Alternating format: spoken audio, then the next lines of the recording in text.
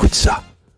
Bienvenue sur ce nouvel épisode de Common Leaders, le nouveau terrain de jeu des professionnels de la communication, de tous les communicants qui veulent comprendre les mutations de notre métier, échanger sur la vision de ce métier, mais aussi ses missions fondamentales, donner du sens à leurs actions et faire grandir ce métier et j'allais même dire épaissir le rôle de la communication au sein des organisations, puisqu'effectivement notre rôle de communicant est parfois mésapprécié, que ce soit en interne ou à l'externe.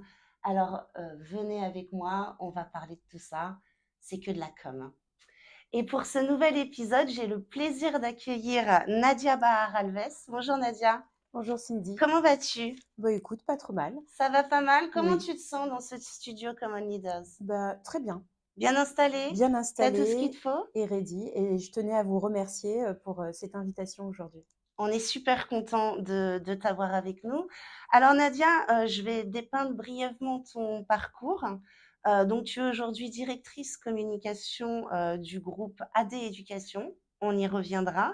Mais tu as un parcours, assez large, hein. Tu as commencé dans des entreprises, privées comme Europcar. Tu es passée par l'industrie pharmaceutique, par la santé. Tu as travaillé notamment chez l'INPS, hein, qui est aujourd'hui Santé publique France.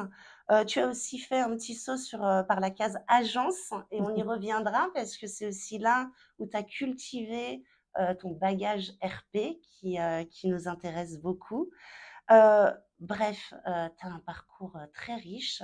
Est-ce que pour contrebalancer ça, tu pourrais nous dire quelque chose dont on se fout sur toi, un talent caché, quelque chose? Alors peut-être pas un talent caché, mais disons qu'il y a deux facettes aussi de moi en dehors du poste de communication et de RP, pardon. La passion du foot. Voilà, je suis très passionnée par le football et je suis toutes les compétitions internationales, mais également toutes les compétitions de la Ligue 1. Et D'accord. puis, je suis aussi très engagée sur tous les sujets de diversité et d'inclusion, et notamment membre du board en tant que bénévole de Diversity Days, voilà, pour faire de la diversité, enfin, faire du numérique plutôt, un tremplin pour la diversité et l'inclusion. Et on y reviendra un petit peu. Tu peux nous dire qui tu supportes ou c'est secret? Oh, je peux le dire. Après, je pense que je vais m'attirer peut-être les foudres de certaines personnes, mais c'est vrai que, bon, vivant en région parisienne et depuis très petite, mon club de cœur est le Paris Saint-Germain. Ah, mais il faut savoir peut-être être clivant parfois dans la communication, n'est-ce pas? Exactement. En tout cas, merci beaucoup d'être là et je te propose de commencer tout de suite par la première partie de cette émission. La com est un métier.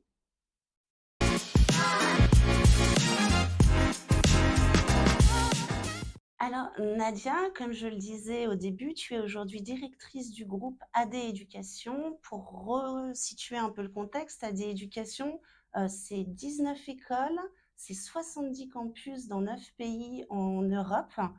Euh, c'est une école qui forme les enfants au métier de la création, innovation, marché de l'art et du luxe. C'est ça. 19 écoles, c'est tout autant de marques à travailler. Sur le territoire français, on est plutôt sur une dizaine d'écoles D'accord. spécialisées effectivement dans les domaines créatifs, donc créatifs au sens large, puisqu'on a autant du design, de la publicité, de la communication, du marketing, qu'on peut avoir du luxe avec de la gémologie, du parfum, du marché de l'art. Donc c'est vraiment très large et très vaste, mais en même temps, c'est très passionnant.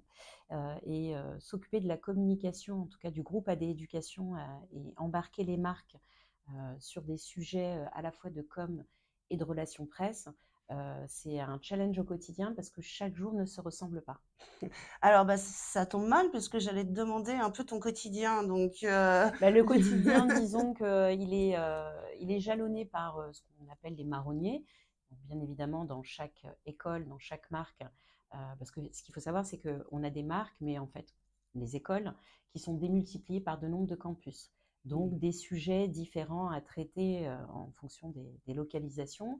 On a ces fameux marronniers dont je parlais avec des grandes compétitions, des grands sujets qui sont réalisés chaque année au sein de ces écoles, mais on a également l'accompagnement de la pédagogie en termes de communication, c'est-à-dire qu'il y a des projets qui sont lancés dans les écoles qui chaque année ne sont pas les mêmes, et c'est là qu'on regarde avec la responsable des relations presse qui travaille avec moi, quel sujet doit être poussé en médias et quel sujet peut, lui, pour le coup, être plutôt sur une partie communication, marketing digital en fonction support des écoles. D'accord, donc c'est à la fois, une communication pour le groupe, une communication corporate chapeau, à la fois par école, où j'imagine qu'il y a pas les mêmes cibles et en plus au sein de ces écoles, un enjeu territorial. Exactement.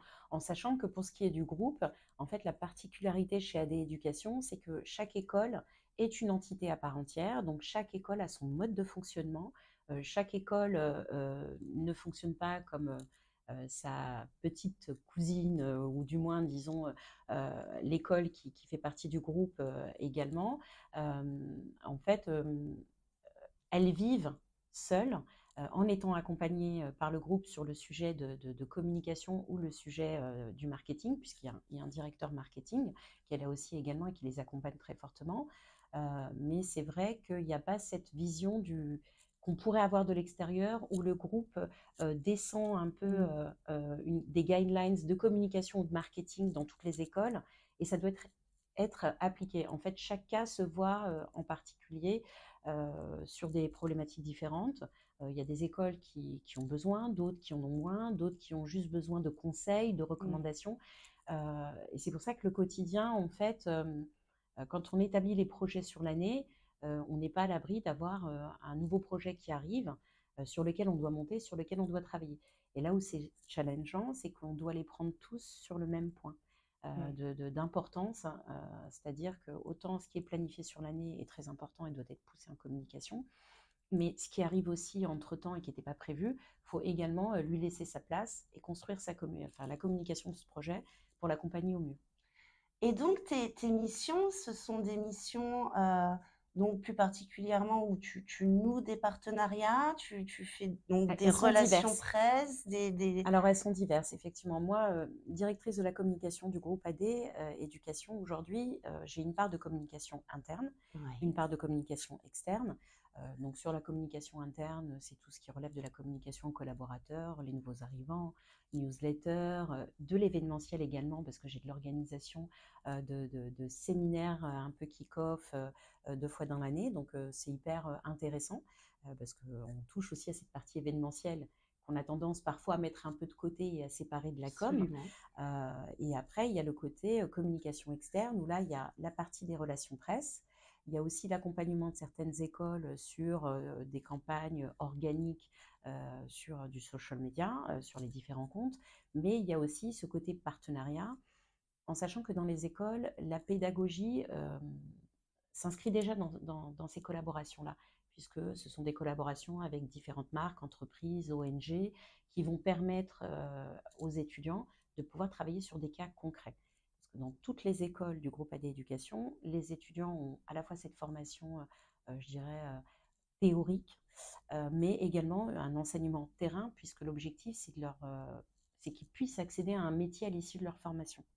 Ça, c'est très important. D'accord, donc tu as de multiples cibles. Alors déjà, si on enlève Oui, l'interne qui est déjà un gros morceau, mais rien qu'à l'externe, ça veut dire que à la fois tu dois aller chercher des entreprises, à la fois parler aux étudiants, peut-être aux parents de ces étudiants. Comment ça se alors, passe? disons qu'il y a sur le volet partenariat où parfois, et enfin ça arrive assez régulièrement, mais peut-être pas aussi poussé que dans les écoles, puisqu'ils ont des pools dédiés pour ça, j'arrive à nouer des collaborations en fonction de différents sujets avec certaines écoles.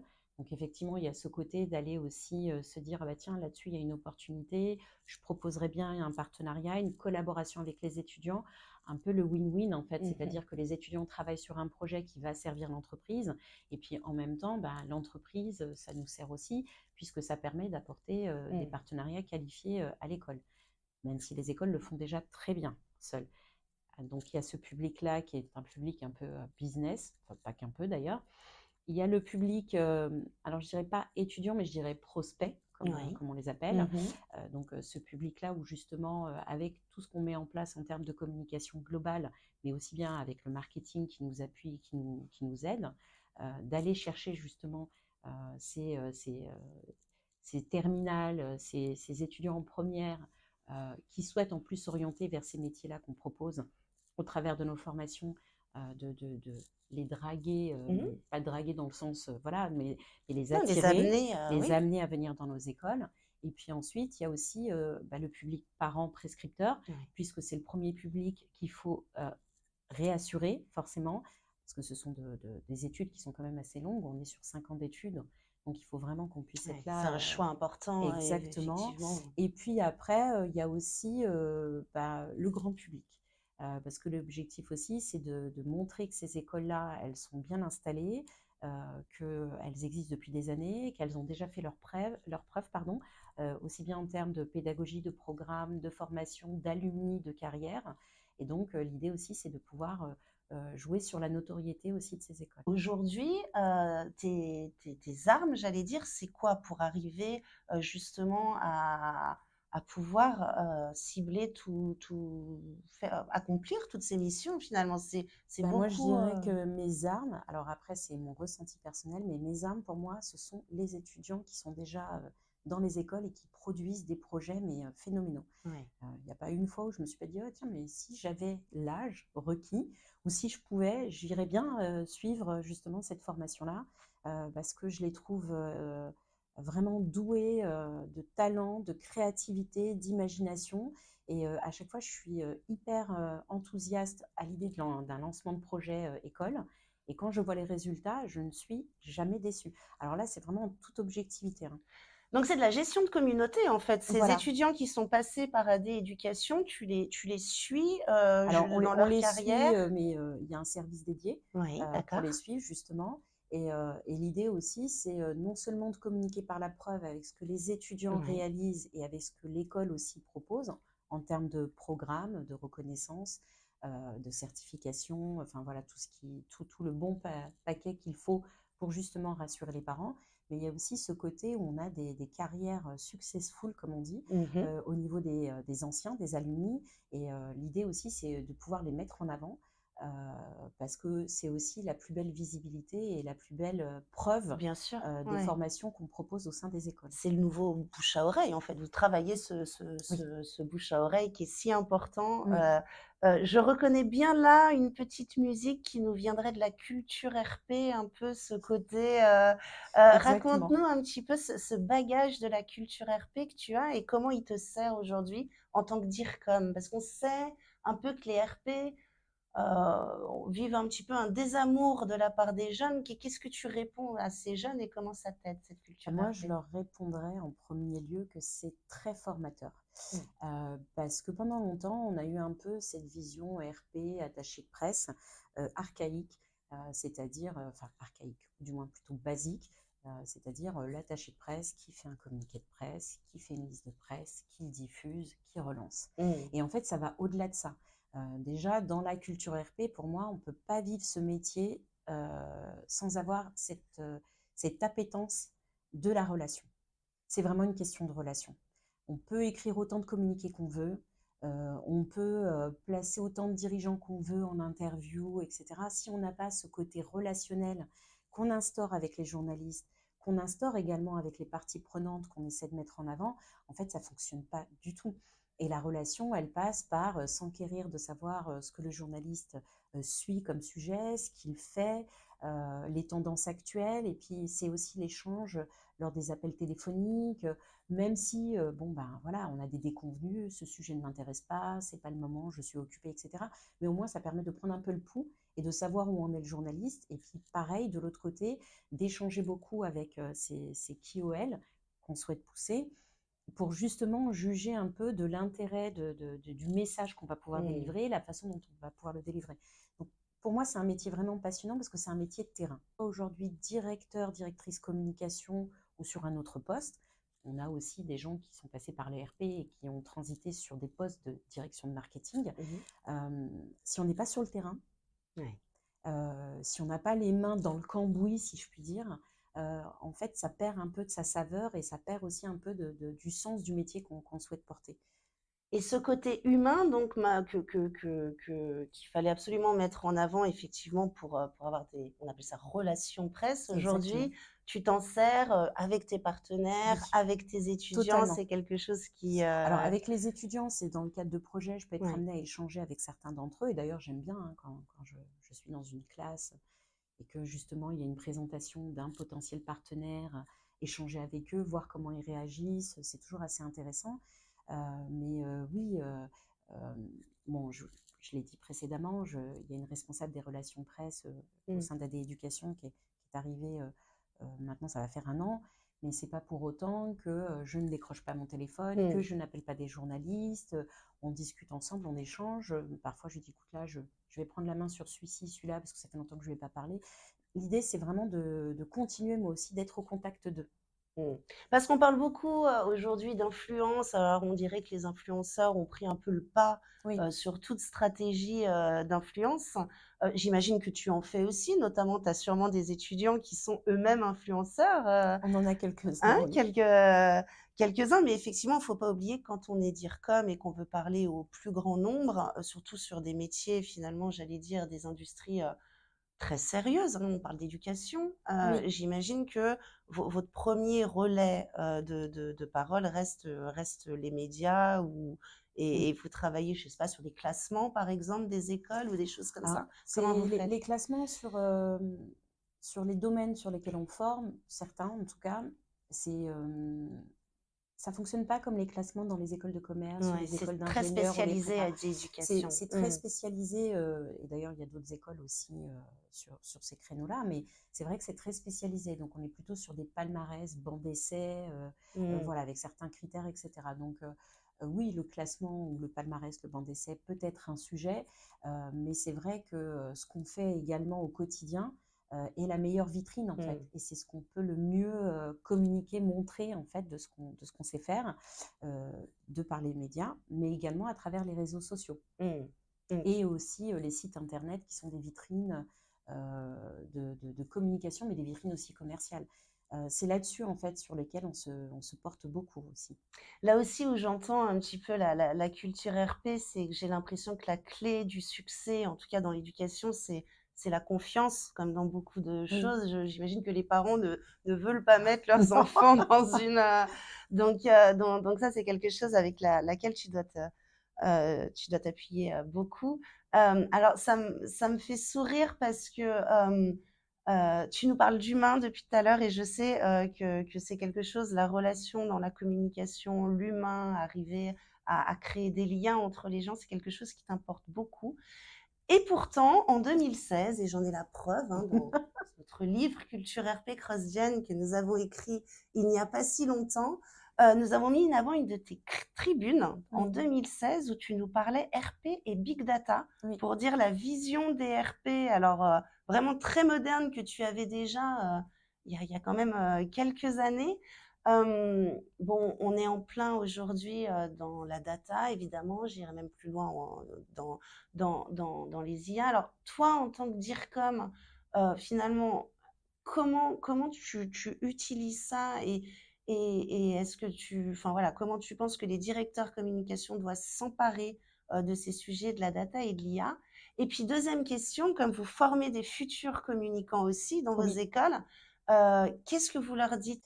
Alors, sur le sujet de la data, effectivement, oui, 2016, mais c'est parce qu'à l'époque, j'étais en agence et j'entendais des bruits de couloir et c'était un sujet qui devenait quand même assez fortement abordé.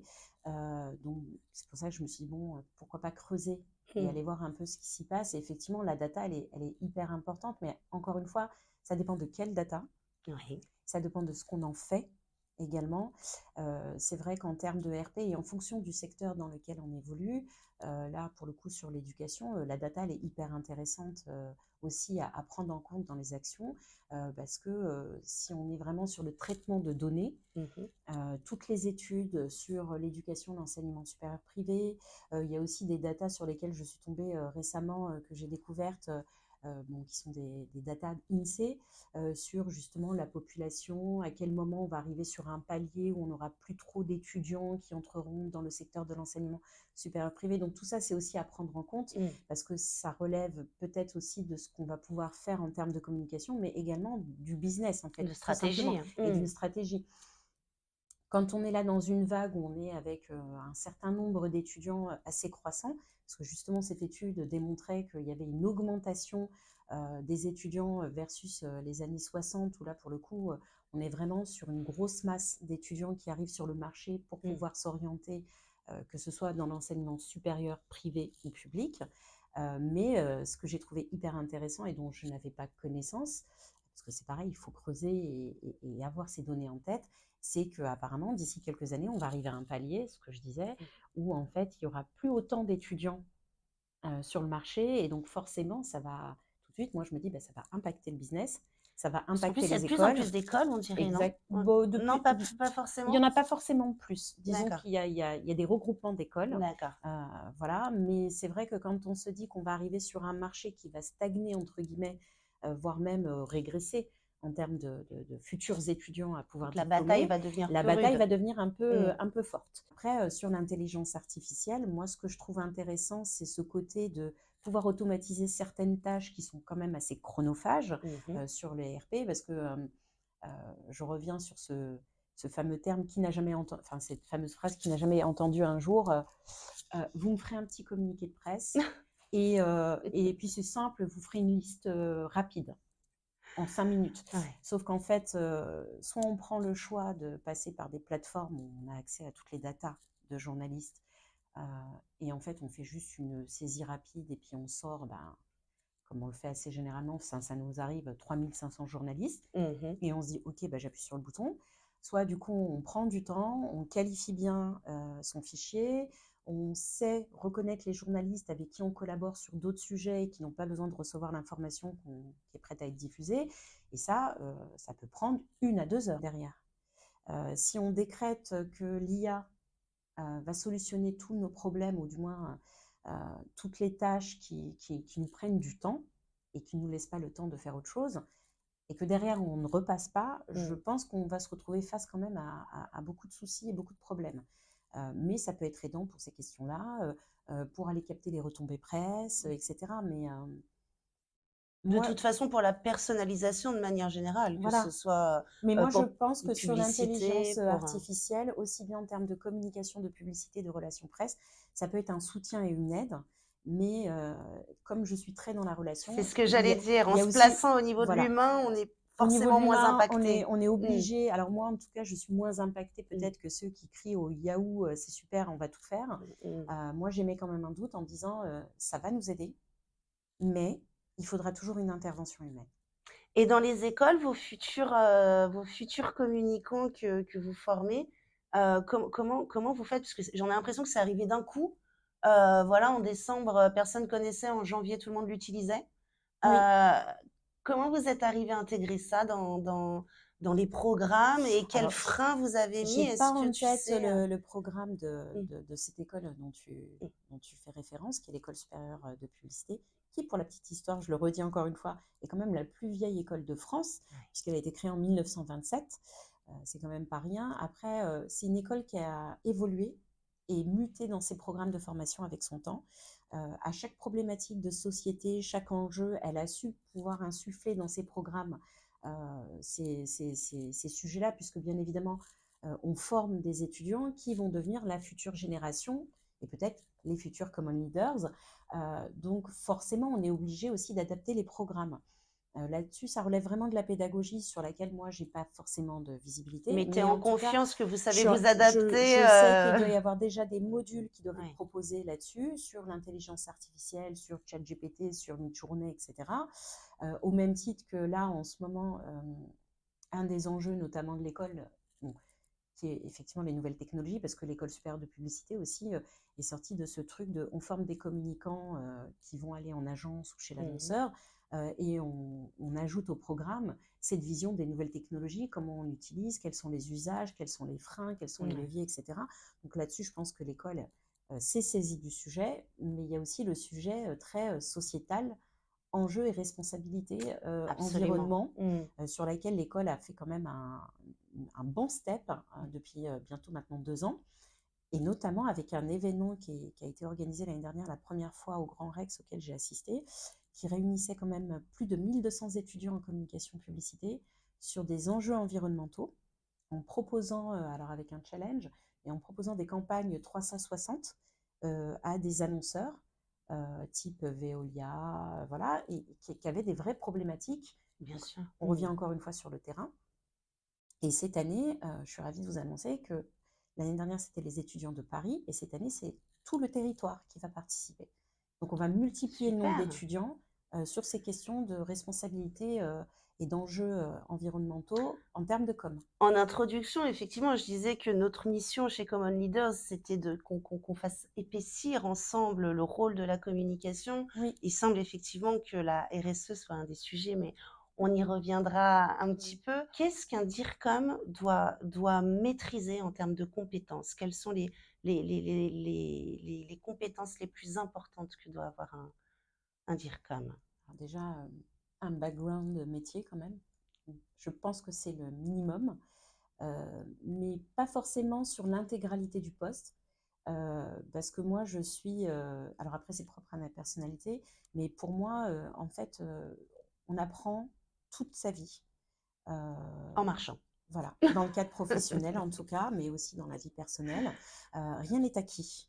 Bon, déjà, on le voit ne serait-ce que par l'évolution de nos métiers, et ça évolue constamment, je dirais même plus de mois en mois que d'année en année, parce que ça Oui, ça change s'accélère. et ça s'accélère, hein. Bon, alors avant, on parlait beaucoup de transformation digitale, qui transformait la société, qui transformait l'entreprise, mais maintenant, on est sur d'autres sujets aussi qui s'accélèrent. Donc, et puis, c'est aussi l'écoute. Oui. L'écoute, elle est hyper importante. Et puis, le côté non, c'est impossible, pour moi, c'est pas entendable en fait. Il y a des choses qui peuvent ne pas se faire, mais on peut trouver une solution pour essayer Pour faire d'avoir autrement. un terrain d'entente et faire autrement. Et puis, il y a aussi cette question de confiance, surtout quand on travaille avec des équipes, savoir se reposer sur d'autres personnes, tout en, bien évidemment, participant également. Enfin, ça permet aussi de poser le cadre, de dire comme. Et puis, alors après, là encore une fois, c'est propre à ma personnalité, mais ne pas trop se détacher du terrain aussi. Ce truc de direction de communication, tour d'ivoire, bon, ça peut aller peut-être à certaines personnes, ou ça peut aller un moment, mais si on n'est pas vraiment au fait de ce qui se passe vraiment sur le Proche des terrain métiers, et quoi. proche des métiers, je pense qu'à un moment donné, ça nous échappe. On peut poser les stratégies qu'on veut, le truc un peu jus de cerveau avec On 75 n'engagera slides. pas. Derrière, l'engagement, il n'est pas là. Merci. Eh bien, écoute, on va passer à la deuxième partie de cette interview. La com est un pouvoir.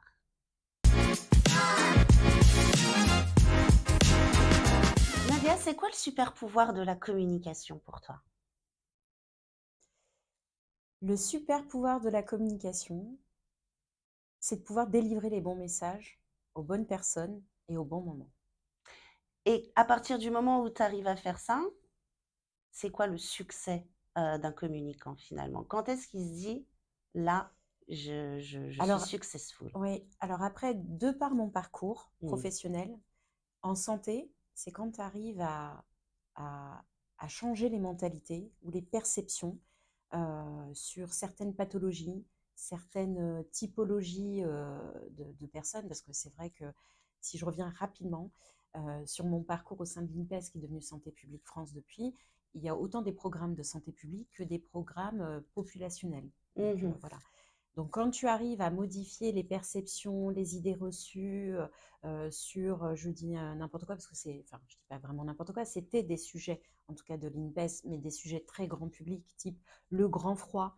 Il y avait beaucoup de gens, en fonction des études qui ressortaient, qui s'imaginaient que en buvant de l'alcool, par exemple, on arrivait à se réchauffer.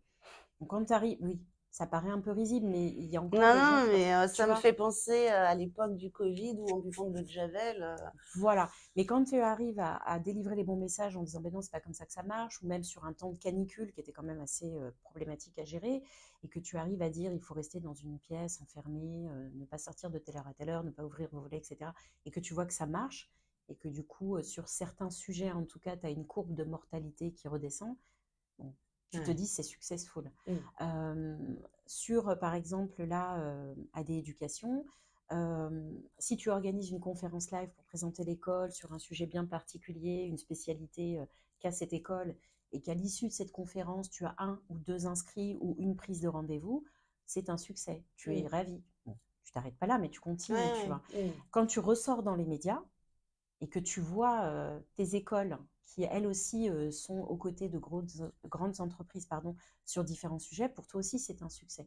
En fait, après tout dépend à quel niveau, tu Mmh. places, la barre du succès. Si je reviens sur l'attaché de presse, bah, forcément la belle retombée ou la Mmh. retombée presse, c'est le succès en fait pour Oui, toi. finalement, mettre sur le devant de la scène un sujet qui nous est cher, Voilà, quelle que soit l'industrie. Tu parlais de faire changer les mentalités, je trouve que c'est un sacré pouvoir. oui. Ça doit, pas être facile et forcément, faut pas que ce soit que de la com. Comment tu fais pour prendre le lead en interne, pour essayer de faire changer les choses? Qui tes partenaires, Alors, c'est vrai qu'on n'a pas tendance à prendre le lead, en tout cas chez, AD Éducation. Hem, on a plutôt une vision, qui vient de la direction de la présidence, Mmh.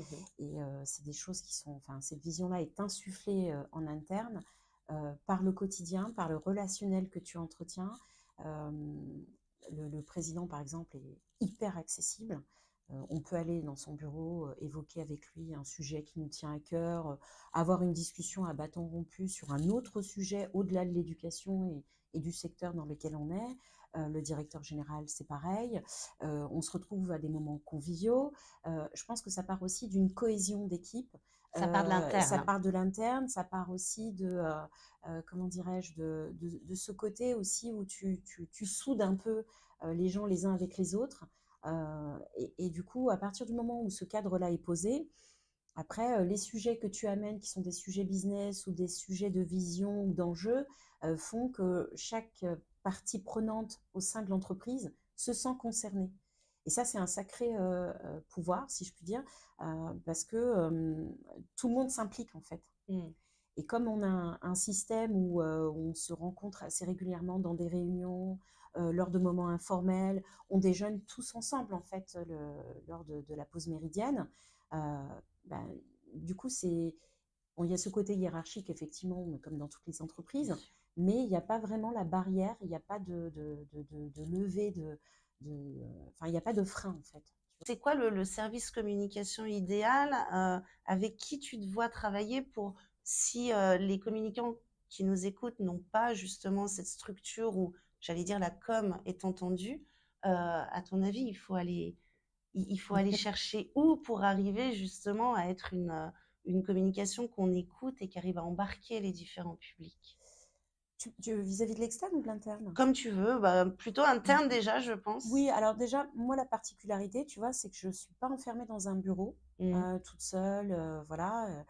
Moi, je suis en open space, aussi bien avec le contrôle de gestion qu'avec la comptabilité, et du coup, ça me permet une proximité au quotidien avec ces personnes-là, des échanges. Qui sont pas Euh, forcément les meilleurs amis de la communication voilà. nativement. Mais du coup, ils sont un peu confrontés, entre guillemets, à mon quotidien, Mmh. puisque je suis à côté d'eux, ils m'entendent, je vois les dossiers sur lesquels je travaille, enfin, pas vraiment de l'intérieur, mais au moins ils perçoivent un peu ce que je fais. Et puis, on a aussi ces échanges très informels, très sympathiques également.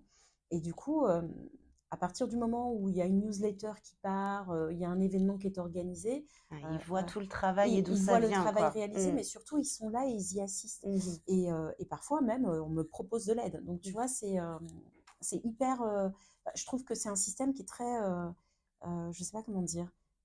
C'est un système dans lequel je me reconnais, en fait. Oui, c'est vrai que c'est une bonne, un bon tips, je trouve, d'aller Voilà, voir, et certaines personnes qui, quand même pensent que c'est que de la com. Voilà, et ça lève aussi un peu les Mmh. barrières et les idées reçues, parce que je pense que si j'étais enfermée dans un Mmh. bureau et que je ne communiquais pas avec eux, et On cetera, se dirait: «Ah et là là, qui elle passe toute sa journée bah, sur les réseaux sociaux celle-là». exactement, c'est un peu le stéréotype du communicant, il est Absolument. sur les réseaux sociaux, voilà. Mais du coup, ça nous permet aussi d'échanger en direct. Quand il y a des Mmh. communications qui partent, ah bah Nadia, machin, oui, bah parce Oui. que truc, je t'explique, etc. Ah ok, super. Et, et, et déjà, ça, je trouve ça assez génial. Après, sur l'organisation de la structure, Oui. c'est vrai que s'appuyer sur quelqu'un sur les relations presse spécifiquement, quelqu'un sur la communication interne, c'est aussi un plus, Mmh. parce qu'à un moment donné, bon, on a deux bras, un cerveau. Voilà, on ne peut pas être partout.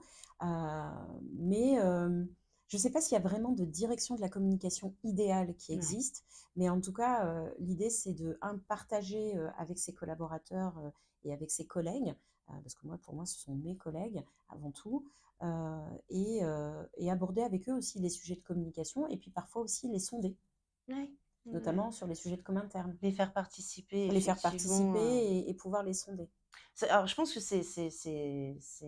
une très bonne idée, d'autant qu'on sait bien que dans nos métiers de la communication, tout le monde a un peu un avis, hein, sur ce qu'on Oui, fait, comment on le fait, peut-être il aurait mieux fallu le exactement. faire comme ci, comme ça, donc au moins les mettre partie prenante finalement de certaines décisions, ça peut aider, à ça.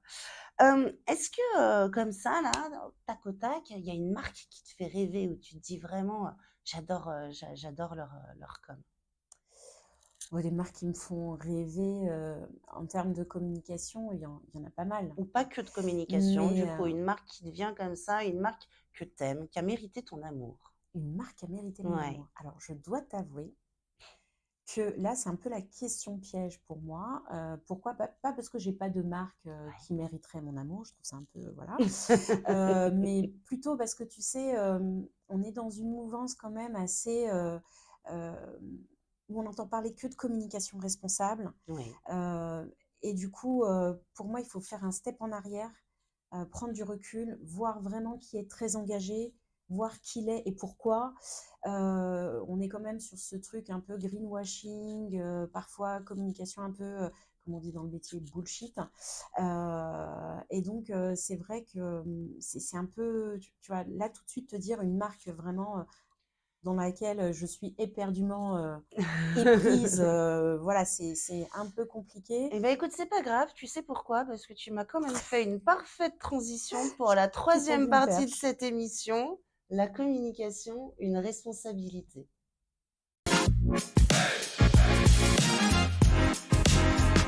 Alors c'est marrant parce que, tu as effectivement pas voulu répondre à la dernière question, mais directement tu as pris le prisme, de la responsabilité, des entreprises et du coup savoir vraiment si tu pouvais, t'appuyer ou pas sur cette marque, lui faire confiance. En tout cas, ça montre une chose, c'est qu'aujourd'hui la RSE, hein, la responsabilité sociale des entreprises et donc l'engagement des marques, c'est vraiment, aujourd'hui un critère de choix, des marques Mmh. et je voulais savoir, ce que tu en pensais justement de finalement ce nouveau périmètre qui s'offre à nous, communicants pour, établir nos stratégies de marque. Comment tu intègres ça toi dans ton quotidien et est-ce que d'ailleurs c'est la com qui s'en occupe? Est-ce que vous avez une équipe RSE? Comment ça se passe? Alors, sur le sujet de la RSE, c'est un sujet qui est très vaste. C'est vrai que RSE, responsabilité sociale des entreprises, parce que ça dépend, ça varie. Parfois, il y a quand même, enfin, il y a trois volets, hein. L'environnement, la gouvernance, et puis tous les sujets qui ont attrait à la diversité et l'inclusion. Mmh. On a tendance parfois, bon, parce que aussi on a ce contexte un peu climatique, pas qu'un peu d'ailleurs, très alarmant, de ne voir le prisme de la RSE pardon, que par le Sa côté jambe environnementale. Mmh. environnemental. On oublie un peu quand même les sujets de gouvernance, d'équité, d'inclusion, de diversité, ce qui est fort dommage en fait, je trouve. Nous, au sein du groupe, en tout cas, on a, je peux appeler ça un comité, D'accord. Dont ESG. tu fais partie? Alors, moi, j'arrive sur le côté communication plutôt. D'accord. Mmh. Voilà, mais donc il y a des personnes qui sont identifiées. Pour le coup, c'est un sujet qui va au-delà de nos frontières, puisque comme on est un groupe européen, donc c'est un sujet à la fois européen, parce qu'il y a beaucoup de pays dans lesquels on est implanté, et également un sujet français. Donc il y a une personne qui est identifiée sur ces sujets-là. Et donc on a notre premier rapport ESG qui est sorti très récemment et qu'on D'accord. a publié notamment sur le compte LinkedIn et qui va arriver sur le site du groupe. Et là-dedans, on balaye l'intégralité des critères ESG, hein, aussi bien environnementaux, responsabilité sociale, gouvernance, inclusion, diversité, etc. Le ressenti que j'ai là, pour ce qui concerne les sujets qu'on évoque actuellement beaucoup dans la presse et dans les médias, c'est qu'on est très axé sur les sujets environnementaux, mais en même temps, c'est normal, parce que voilà, notre planète, il va falloir quand même à un moment donné être plutôt dans l'action maintenant, parce que je pense qu'on a passé le cap de attention, voilà, ça va mal finir, à il faut qu'on étudie ça. Maintenant, c'est vraiment, on doit être dans l'action et avoir des mesures fortes pour justement pouvoir respecter notre environnement. Mmh. Mais parfois, sur l'inclusion, la diversité dans notre société, on passe un petit peu à côté. Alors, il y a une étude, Cision, qui corrobore complètement ce que tu Ben, je dis. suis ravie. Le baromètre des marques engagées. Et effectivement, quand on demande les priorités en termes d'engagement des marques, l'environnement arrive, mais alors loin, loin Oui, oui, oui. devant, avec le bien-être des salariés. Mais c'est vrai que la jambe sociétale est peut-être un petit peu moins poussée, en tout cas en France. C'est certainement pas le Non, cas c'est pas le chez cas dans les nos pays anglo-saxons. voilà, outre-Atlantique. Euh, mais en revanche, ce qu'on voit cette année quand même, c'est une hausse de 10 points sur les actions faites par les entreprises en matière de diversité et d'inclusion. Donc, c'est toujours pas une priorité, mais on voit que la sensibilité monte à ce sujet. Euh, je vais te citer une phrase de votre président, Kevin Guenegan. Nous croyons au pouvoir de l'innovation par la créativité. Notre mission est de former des talents créatifs qui auront un impact positif sur notre société. Euh, Quand on dit ça, quand on dit que la mission de l'école, finalement, c'est Oui. ça, concrètement, comment toi, tu diffuses ça en interne en matière de communication et plus que de communication, comment chaque élève est embarqué là-dedans et c'est quoi un impact positif finalement? Ben, en fait, effectivement, comme tu l'as si bien dit, et sur cette citation de Kevin Gunnigan, on a, nous, un devoir en termes d'acteurs de l'enseignement supérieur privé, de former des esprits éclairés, des esprits ouverts sur différents sujets, différents enjeux, et parce qu'on sait très bien que de toute façon, on arrive bon, de par la population française et puis aussi la moyenne d'âge des personnes qui sont en poste, etc., sur des postes à responsabilité, on arrive aussi à un stade où en fait ces diplômés qui vont sortir prochainement de l'école ou qui sont sortis, ce sont ceux qui vont actionner Mhm. le changement. Et le changement, il est sur différents sujets, l'environnement, la diversité, l'inclusion, etc. Comme nous, en plus, on est sur la créativité, le pouvoir de la créativité et de l'innovation, on est sur des sujets qui sont attraits au digital, au design, au luxe, etc. Donc ça se traduit par déjà des engagements forts des écoles, typiquement comme celui de l'ESP où Ouais. l'objectif c'est de former les communicants de demain. Ouais. Mais après, quand on a dit ça, c'est quoi? Bah, c'est les communicants qui sont quand même en phase avec ce qui se passe dans la société et qui eux aussi prennent le contre-pied en disant moi, communiquer comme on faisait dans les années 80, de la surconsommation, etc., je veux plus. Il y a des enjeux Mhm. sur lesquels il va falloir qu'on puisse accompagner la population française à comprendre pourquoi on lui dit il faut trier, il faut faire ci, etc. Parce que forcément, si on est tout le temps sur un système d'injonction, entre guillemets, mais que derrière on n'accompagne pas sur le changement de mentalité, c'est un peu comme l'histoire de la cigarette, où au début c'était bien de fumer, c'était bon pour la santé, et finalement, en regardant dans le rétroviseur, on se rend compte que bah non, c'est pas si bon que ça, en termes de santé en tout cas.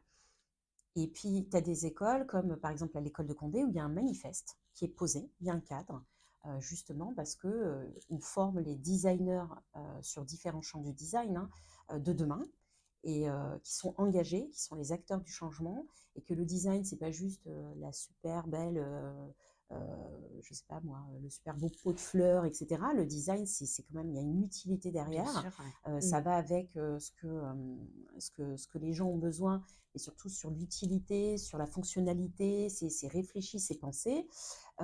Et donc, dans ce manifeste, tu as à la fois les nouvelles formations sur les matériaux innovants, les matériaux transformés, recyclables, qu'on apprend aux étudiants. Et puis, il y a aussi le choix des partenaires. Mmh. Aller sur des partenaires où, pour le coup, voilà, ne pas prendre un grand groupe pétrolier, par exemple, bon, je dis n'importe quoi, mais aller plutôt sur une entreprise engagée qui montre ses engagements, qui les prouve, et on sait que c'est vrai. Et faire collaborer les étudiants dessus. Et alors, moi, je vois ça, enfin, toute l'équipe Common Leaders, on voit ça au niveau des DIRCOM, hein. Ça manque incroyablement de diversité et d'inclusion, hein, pardon de le dire, mais je crois qu'il va falloir qu'on se regarde, nous, communicants. On le sent bien quand on essaye de faire des interviews. Oui. Euh, Est-ce que vous allez changer ça, justement? Qu'est-ce que vous faites dans votre école pour attirer de nouveaux talents dans ces métiers de la com? Parce qu'on Ben, on je en a suis cruellement contente besoin. que tu poses cette question, puisque notamment à l'ESP, mais également à l'ESD, qui est l'École supérieure du digital, on a quand même une sacrée diversité Et comment de vous faites? profils. Ça vient de vous ou ça vient tout seul? En fait, on s'adresse à tout public, et on n'est pas sur une communication un peu élitiste. Mmh. Voilà, on est vraiment sur une communication où on dit en fait aux futurs étudiants, toi aussi tu as ta chance, Ouais. toi aussi tu peux venir chez nous et tu seras formé au même titre que quelqu'un qui socialement est peut-être un peu mieux posé, installé, de par justement sa famille, etc. On n'a pas de barrière. En Mmh. fait, nous, l'objectif, c'est plutôt de recevoir l'étudiant, peu importe d'où il vient, que ce soit en ruralité, en banlieue, dans les centres-villes, qu'il est d'origine diverse, même étrangère, qu'il ait un niveau de vie qui ne soit pas le même que son petit camarade. Et tout se tourne autour du projet de l'étudiant et de l'entretien qu'on va avoir avec lui. Ouais, donc ça, c'est C'est concret. Quand on dit c'est parle là-dessus qu'on d'engagement, construit, c'est voilà. loin d'être que de la com. Voilà, On est vraiment sur du concret. exactement. Là, D'accord. c'est vraiment le cas concret des écoles. Et donc, c'est au sortir de cet entretien qui peut durer 2 heures, hein, parce qu'on balaye tout avec lui. Qu'est-ce qu'il veut faire? Quel est son projet? Ce qu'il veut devenir? Ce qu'il aimerait étudier? Sans lui cacher, bien évidemment, qu'il part sur de longues études et que ça va être dur et qu'il va falloir bosser, parce que l'idée, c'est pas de dire non Bien plus qu'on est sûr. là, voilà. Mmh. Euh, mais honnêtement, ça fonctionne. Et il y a même parfois où on peut être amené, mais c'est très rare, à dire à un étudiant, bon, finalement, nous ne sommes pas la bonne école parce que le projet de l'étudiant ne correspond pas avec ce qu'on va pouvoir lui enseigner. Et pas D'accord. parce que l'étudiant lui-même Ne vient pas du bon ne vient pas endroit du bon ou endroit. Non, pas du OK. tout.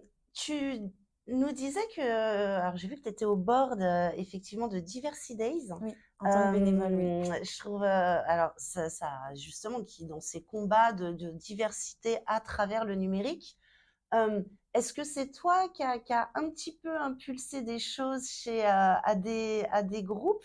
Parce que finalement, tu te retrouves beaucoup dans les valeurs de l'entreprise dans laquelle tu travailles Oui. et dans ce que toi tu défends personnellement, ou c'est l'inverse? Est-ce que c'est l'éducation qui t'a fait aller vers la diversité? Comment Alors, ça s'est passé? ben, en fait, c'est juste une coïncidence, tout simplement. Parce que moi, j'avais Ça rencontré, tombe bien. voilà, ça tombe parfaitement bien.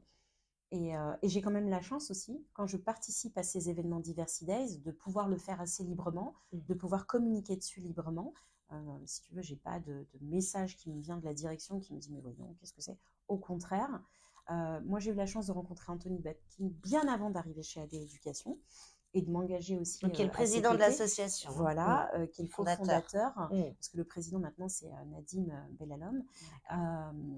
Euh, et ça match parfaitement avec ce Ah qui se bah, passe au sein des écoles, ouais. parce que chaque école, dans chaque direction générale d'école, a aussi ses enjeux de diversité et d'inclusion qui n'ont pas attendu, en fait. Donc c'est ça qui est génial, c'est qu'en fait, c'est déjà des sujets qui sont abordés dans les écoles depuis des années. Et le fait d'être engagé comme ça aux côtés de Diversity Days peut me permettre parfois de créer des petits ponts entre Ouais. Diversity Days et certaines écoles. Donc Mmh. ça, c'est assez... pour moi, c'est vraiment galvanisant, Parfait, hein, ouais, bien parce que sûr, ouais. je Ça suis donne du sens aussi, ça beaucoup de donne du sens sens à ce à que je fais et à mon ouais. engagement personnel. Mais c'est vrai que oui, le retrouver chez Diversity Days et le retrouver également au sein d'AD Éducation, c'est juste, oui, c'est une incroyable chance en fait. Et pour finir, quel conseil tu donnerais aux futurs communicants? À ton avis, qu'est-ce qu'ils vont devoir, être, faire, maîtriser. Alors c'est un peu quand, comme quand on a un enfant. C'est s'écouter, se faire confiance. Mais bon là, c'est pas un conseil quand on a un enfant, mais c'est aussi, se remettre en question Mmh. non-stop. Ne pas rester sur des succès et les prendre comme acquis. Chaque nouveau sujet, chaque nouvel objectif, chaque nouveau challenge, en fait, bah, on repart à zéro. Ouais. Heu, C'est vrai que quand on essaye de réutiliser ce qui a marché, ça marche plus, le Généralement, ça 2e coup. marche pas, Hein? c'est Ouais, le c'est coup d'un vrai, hein, one shot. 2e coup, ouais. Et puis, c'est s'ouvrir aussi beaucoup et aller chercher en externe de l'info, s'acculturer. Mmh. Parce que c'est vrai que moi, j'ai pas un parcours éducatif pur communicant. Mmh mh. J'ai pas fait des écoles de communication, etc. Mais je trouve que là où ça devient aussi une force, c'est quand on est capable justement de sortir un peu de ces deux sabots et d'aller chercher ailleurs et de se Faire des ponts. documenter et de pouvoir faire des ponts, voilà, exactement. Et aussi de ne pas hésiter à rencontrer ses pairs et à échanger avec eux, parce que les problématiques de l'un qui doit penser qu'il est le seul à être bloqué et la problématique de l'autre, bah, finalement, même si c'est sur des business différents, ça peut se rejoindre en fait. Et c'est là où on peut se conseiller, s'entraider. Eh ben, Nadia, merci beaucoup, Mais je t'en prie, d'avoir été, notre invitée sur Common Leaders. c'est moi qui te remercie. Si tu as passé un bon moment avec nous, est-ce que tu peux nous donner le nom d'une personne, que tu nous conseillerais pour Common Leaders, une personne sympa? Si tu as passé un mauvais moment, tu peux aussi nous donner le nom d'une personne pas sympa, mais Ah bah alors, c'est marrant parce que je sais qu'on a tendance à voir l'univers de la com comme un petit piège à microcosme. crabe aussi. Mmh. Et en fait, des personnes sympas, j'en ai pas mal.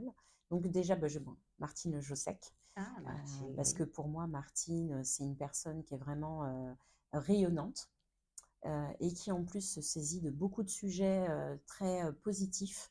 Et on Absolument. en a besoin, surtout par les temps qui courent. J'ai Madi Saidi, qui est une grande communicante, mais qui a plus le volet communication publique, hein, comme Paul, comme on dit, aussi comme politique. Donc je trouve que c'est intéressant aussi d'avoir sa vision. Donc voilà, là, c'est les deux personnes comme ça qui me viennent en tête. Eh ben, merci beaucoup Mais je t'en prie. et reviens quand tu veux. Ah bah, avec grand plaisir. Et à très bientôt.